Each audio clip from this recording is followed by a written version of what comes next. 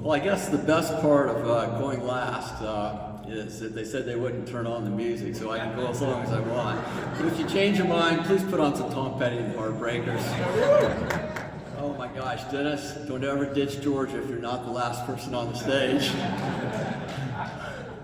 Oh man, hey, that video there, I actually had some pretty cool hair, kind of like Al Parker tonight. Oh my gosh, it's so great. First, I just want to start by saying what a great week we've had, weekend with this class. All you guys are so amazing. I really enjoyed getting to know each of you. The golf tournament was fantastic. Enjoyed playing there. I want to start also by just thanking the Hall of Fame committee for such a wonderful weekend. I've got to point out one person I think is really hugely responsible for me being on the stage tonight, and that's Jamie Kaplan. Thank you so very, very much.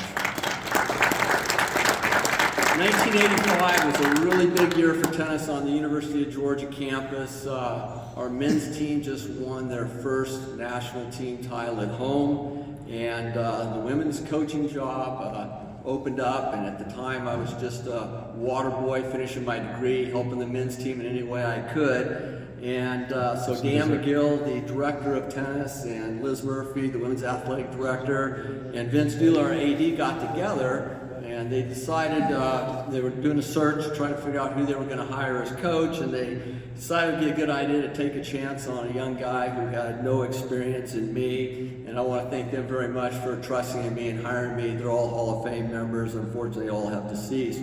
But a person here that I really especially need to thank is Alan Miller, because Alan went to Coach and he said, "Coach, I think maybe you ought to really consider hiring Jeff Wallace as a new women's tennis coach." And what was that line that Coach said back to you? "Well, Alan, I'm so glad I thought of that." I also want to give a great thanks to Josh Brooks, our current athletic director. Ending my career with him was absolutely wonderful. I think our athletics, the future of athletics at the University of Georgia under his leadership is going to be really, really great.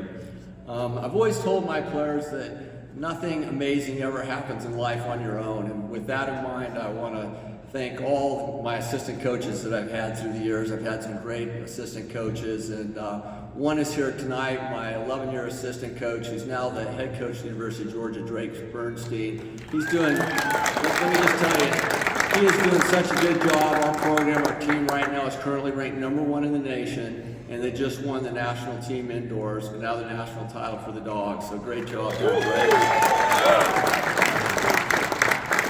I also want to thank my fellow coaches in the athletic department and some of the athletic staff, many of whom are here tonight. A few I want to point out: Manuel Diaz, our longtime men's tennis coach, Hall of Fame members here; Jack Bowerly, our Olympic swim coach, also Hall of Fame members here; Louis Gainey, thank you so much for being here; Chicken Hawk, Steve Bryant, appreciate you being here; Becky, I could go on. There's so many people from the University of Georgia here tonight. Thank you guys all so much for coming. Also want to thank my past players. Some of them are here tonight. Lori Friedland, who was in the video there or on our 1987 team. She was the only one that won in that final match with Stanford, by the way. She beat Lisa Green that day. That was a great win. But you all always inspired me with your love and just passion for UGA and for each other. And I just will be forever grateful for being a part of your athletic journey. Thank you guys so much for coming.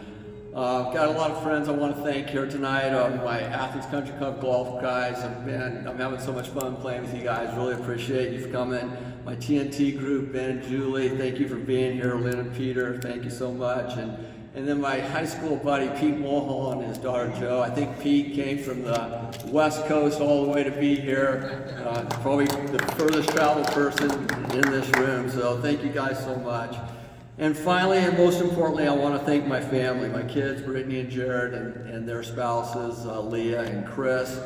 Talk just for a second. Brittany, many of you know her as Loverly Gray. We call her our internet athlete in the family.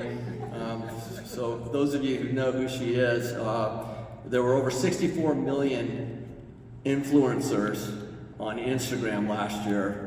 And Brittany actually was the #1 influencer in the world. It's a pretty big deal. and my son Jared, who's our para-track athlete. Jared currently has, he's had at one point in time 4-time world records. He's got one still right now. He's been a 3-time world champion, and he's got 2 Olympic, Paralympic medals. And he was just this week selected to do the commencement speech this spring at the University of Georgia. One day I have a feeling Jared will be standing on this stage in my steps as a member of this hall with all his accomplishments. But very proud of both of you, but not necessarily for all your amazing successes, but maybe more importantly for the kind and respectful people that you've grown into. And the reason for that and all this, and for me, is my wife Sabina. If any of you have ever come across Sabina, met Sabina, you know you've just spent some time with one of the nicest human beings on the planet. So I'm going to end my talk tonight with the way that I end every night. Sabina, I love you. Thank you so much for all your support. Go Dogs, and thank you very much. It's been an amazing night.